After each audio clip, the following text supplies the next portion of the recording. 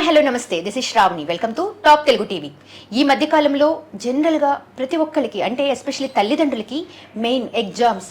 పిల్లల కన్నా భయం ఉంటుందో లేదో ఒక తెలియదు కానీ ఎస్పెషల్లీ తల్లిదండ్రులు మాత్రం అమ్మో ఎగ్జామ్స్ వచ్చేసాయి, మా ఊడు ఎగ్జామ్స్ దగ్గరికి వచ్చేసాయి, నేను చాలా హడావుడి చేయాలి అనే హడావుడి ఎక్కువ అవుతుంది. అంటే అసలు ఈ హడావుడి మంచిదేనా? పిల్లలకి ఈ స్ట్రెస్ ఇవ్వడం వల్ల వాళ్ళు ఎలా ఫీల్ అవుతారు? వీటి గురించి ఎస్పెషల్లీ పిల్లల గురించి, పేరెంట్స్ గురించి అండ్ టీచర్స్ గురించి మరిన్ని విషయాలు తెలుసుకోవడానికి మనతో పాటు ఉన్నారు సైకాలజిస్ట్ విశేష్ గారు. Hi sir. హలో. ఎలా ఉన్నారు? ఫైన్. Super sir. ఎనీవేస్ మళ్ళీ మిమ్మల్ని మీట్ అవ్వడం, ఇలా ఒక ఆ ఎగ్జామ్స్ గురించి మాట్లాడడం అనేది ఎందుకంటే ఎగ్జామ్స్ స్టార్ట్ అయిపోయాయి sir. 10th intermediate first year second year ఎక్కడ చూసినా హడావుడి, పిల్లలు ఒక రద్దీ, అంటే టెన్షన్గా వెళ్ళిపోతున్నారు. ఎగ్జామ్స్ సార్ ఒక్క పాయింట్ చెప్పండి, ఎగ్జామ్స్ అన్నప్పుడే ఆ స్ట్రెస్ ఎందుకు అవుతున్నారు? ఇయర్ స్టార్టింగ్ నుంచి ఎందుకు అది ఉండట్లేదు? అసలు పేరెంట్స్కి మీరు ఏం చెప్తారు? ఫస్ట్ ఆఫ్ ఆల్ నేను ఒక ప్రాక్టికల్గా జరిగిన విషయంతో మొదలు పెడతాను దీన్ని. Please sir. మా వాడు ఇంటర్మీడియట్ చదివేటప్పుడు ఎగ్జామ్స్ మధ్యలో, ఫస్ట్ ఇయర్ ఇంటర్మీడియట్ ఎగ్జామ్స్ మధ్యలో 2-3 రోజులు గ్యాప్ వచ్చింది. 2-3 days గ్యాప్ వచ్చింది. వస్తుంది కదా మామూలుగా, ఒక ఎగ్జామ్ కంటే మధ్యలో గ్యాప్ వస్తుంది. అలా 3 days గ్యాప్ వచ్చింది. కెమిస్ట్రీ కనుక్కుంటారు. వచ్చి అన్న సినిమాకి వెళ్దామా అన్నాడు. ఎగ్జామ్ ఉంది కదా అన్నాను. ఎగ్జామ్ ఉంది కదా పర్లేదా అన్నా. నా సంవత్సరం అంతా చదివితేరాని సబ్జెక్టు ఈ 2 రోజుల్లో వస్తా చెప్పు.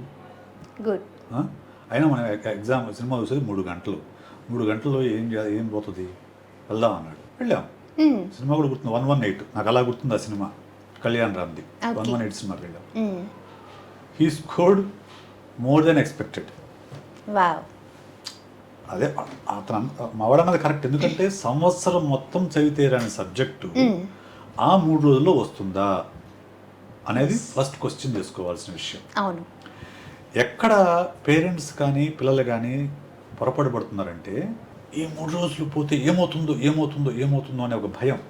ఎందుకంటే ర్యాట్ రేస్లో పడ్డ తర్వాత రేస్లో ఎక్కడ వెనకబడిపోతారో, 2 మార్కులు తగ్గినా కానీ మళ్ళీ ర్యాంకు తగ్గుతుందేమో, మార్కులు తగ్గుతాయో అనే భయంతో పిల్లల్ని పుష్ చేస్తూ ఉన్నారు. ఆ పుష్ చేయడంతో పాటు మార్కులు బాగా చదవాలన్నా, అది చేయాలన్నా, ఇది చేయాలన్నా, ఇలాగా ఒక రకమైన ఒత్తిడి క్రియేట్ చేస్తున్నారు. దానివల్ల పిల్లలు మీద మరింత ఒత్తిడి పెరుగుతుంది.